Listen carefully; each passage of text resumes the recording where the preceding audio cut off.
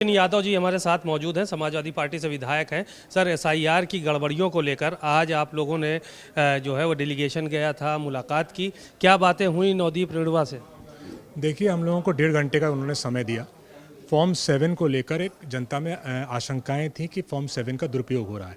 BJP द्वारा बड़ी कंपनियों को हायर किया जा रहा है जो अपने कार्यालय में बैठकर फॉर्म 7 को टाइप करा के बल्क में चुनाव आयोग में और AROs को सबमिट किया जा रहा है, जिससे लोगों को लग रहा था कि कहीं उनके वोटिंग राइट उनसे ना छिन जाएगा, कहीं उनका वोटर कार्ड से ना, वोटिंग लिस्ट से उनका नाम ना कट जाएगा। तो ऐसी बहुत सी शिकायतें बहुत जिलों से आई थी और जिनको आदरणीय राष्ट्रीय अध्यक्ष अखिलेश जी ने भी मीडिया के सामने रखा था। नंदलाल जी की शिकायत थी, दशरथ जी की शिकायत थी और ऐसे 20 जिले थे जहाँ से शिकायतें थी। तो आज हम लोगों ने ज्ञापन दिया और वो सारी शिकायतों को ज्ञापन में लिखा, उसके साथ उनके प्रूफ्स लगाए और जो चुनाव SIR को लेके समस्याएं चल रही हैं, चाहे फॉर्म 7 को लेके हो, चाहे फॉर्म 6 को लेके हो, चाहे लॉजिकल डिस्क्रेपेंसीज को लेके हो, इन सारी समस्याओं को पॉइंट वाइज हमने चुनाव आयोग में रखा और उन्होंने हमें आश्वासन दिया है कि उनकी गहनता से जांच होगी, समस्याओं को सॉल्व किया जाएगा और गहनता से जांच होगी और जहां भी अधिकारी दोषी पाए जाएंगे इन कार्यों में, उनके ऊपर FIR भी होगी।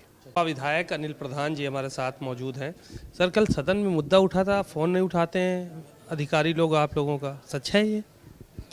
देखिए, ये जो बात कल हाउस में कही गई, ये यथार्थ सत्य बात है और केवल विपक्ष के लोगों का नहीं, सरकार के लोगों का भी, सरकार के विधायकों का भी मान्य जो जनप्रतिनिधि वो अधिकारीगण है वो फ़ोन नहीं उठा रहे हैं। सवाल ये है कि जो हमें राइट्स मिला है विधायिका को और वो लगातार ना फ़ोन उठाते और ना उसका जवाब देते हैं।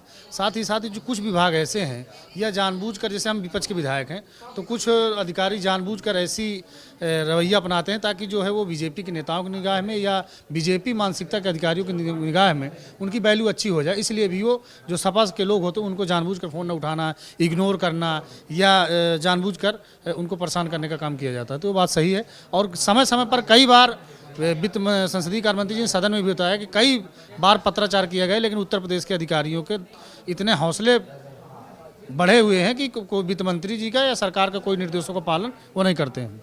एक सवाल ये था कि मोहन भागवत RSS प्रमुख का यूपी दौरा है और ये देखा जा रहा है कि वो UGC और शंकराचार्य, ये दो मुद्दे कहीं ना कहीं भारतीय जनता पार्टी के अगेंस्ट रहे।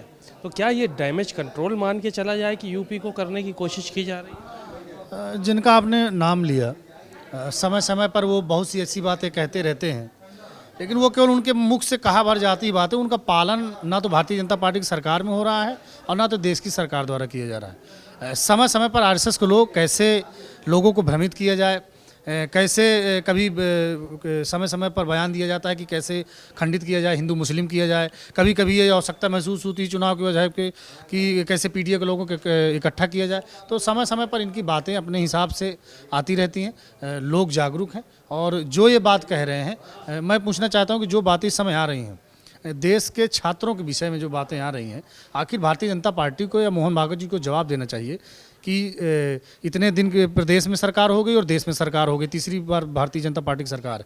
जो विश्वविद्यालय हैं या जो यूनिवर्सिटियाँ हैं या और जो सरकारी कॉलेज हैं, उन संस्थानों में आपने कितने PTA के लोगों की नियुक्ति किया, कितने लोगों को आपने प्रोफेसर बनाया, कितने को असिस्टेंट प्रोफेसर बनाया, कितने लोगों को आपने कुलपति बनाया? तो जब PTA के लोगों के हक और सम्मान की बात होगी तब ये देने का काम करेंगे नहीं। ये जानबूझकर चाहते हैं कि कैसे छात्रों के बीच में आपसी भाईचारा बिगड़े, ताकि जो इन्होंने नौकरी देने का वादा किया था, जो चूँकि इस देश की राजनीति में एक महत्वपूर्ण हमेशा रहा है कि लोकतंत्र को बचाने के लिए हमेशा छात्र शक्ति ने ही सबसे ज़्यादा संघर्ष करने का काम किया है। छात्र संघों की आवाज़ अगर वास्तविक में आप हितैषी हैं तो आपने जो है छात्र संघों पर क्यों रोक लगाने का काम किया? तो ये भारतीय जनता पार्टी सरकार को वास्तविक चाहती है तो PTA के लोगों को पहले स्थापित करना पड़ेगा, उनको हक और सम्मान देना पड़ेगा। जहाँ जहाँ जो संस्थान है वहाँ पर PTA के लोगों को भागीदारी देनी चाहिए। समाजवादी पार्टी से विधायक राम सिंह पटेल जी हमारे साथ मौजूद हैं बात करने के लिए। सर, ये देखा जा रहा है कि सदन में मुद्दे ऐसे ऐसे उठाए जा रहे हैं कि विधायकों का फ़ोन नहीं उठाया जाता है, सारी चीज़ें। आपके साथ भी ये घटनाएं हुई? देखिए, ये 403 विधायकों की सबकी एक ही शिकायत है कि अधिकारियों को फ़ोन मिलाया जाता है, ना उठना तो एक बात घंटे 2 घंटे 4 घंटे में भी वो पलट के फ़ोन कभी नहीं करते। और ये शिकायत लगातार हर सदन, जब भी सदन चला है, यह शिकायत हर सदन में उठी है। माननीय अध्यक्ष जी के द्वारा निर्देश भी दिया गया अधिकारियों को सदन के माध्यम से, लेकिन उनकी कार्यशैली पर कोई प्रभाव नहीं पड़ा। इसीलिए मुद्दा हर बार उठाया जाता है। आज तो पीठ से आदेश हो गया, अब लग रहा है कि फर्क पड़ेगा।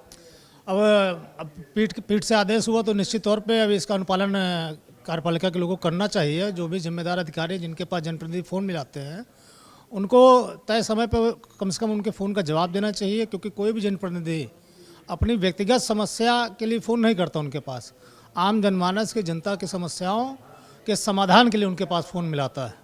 और अगर जनता का समस्याओं का समाधान तय समय सीमा पे नहीं होता है तो जब तक बात उनके पास तक पहुंचे तब तक बहुत देर हो चुकी होती है। एक सवाल ये था कि ये देखा जा रहा है कि मोहन भागवत का दौरा चल रहा है उत्तर प्रदेश का। पिछले दिनों यूजीसी का मुद्दा रहा, फिर उसके बाद शंकराचार्य का मुद्दा रहा। दोनों डिप्टी सीएम शंकराचार्य का समर्थन कर रहे हैं, मुख्यमंत्री उनको कालनेमी कह रहे हैं। ये जो टकराव की स्थितियां बन रही हैं, कहीं ये डैमेज कंट्रोल का मामला? देखिए, शंकराचार्य जी का जो अपमान हुआ उससे सभी लोग दुखी हुए। और जहाँ तक कालनेमी की बात, शंकराचार्य जी भी कालनेमी शब्द का उपयोग कर रहे हैं, वो भी मुख्यमंत्री जी के लिए उपयोग कर रहे हैं। शंकराचार्य जी के साथ जो घटना हुई वो किसी भी दृष्टि से उचित नहीं थी। उसका समाधान तात्कालिक ही निकाल लेना चाहिए थे। जो अपमान उनको सहना पड़ा, उनके बटकों को सहना पड़ा, वो किसी भी सभ्य समाज में ये सब चीज़ें नहीं होनी चाहिए थी। वो धर्म की रक्षा पीठ पे बैठे हैं और सर्वोपरि धर्मगुरु का स्थान है उनका, शंकराचार्य का। तो उनके साथ इस तरह घटना का हम लोग पुरजोर विरोध करते हैं और उनके समर्थन में हम लोग उनकी बात रखते रहेंगे।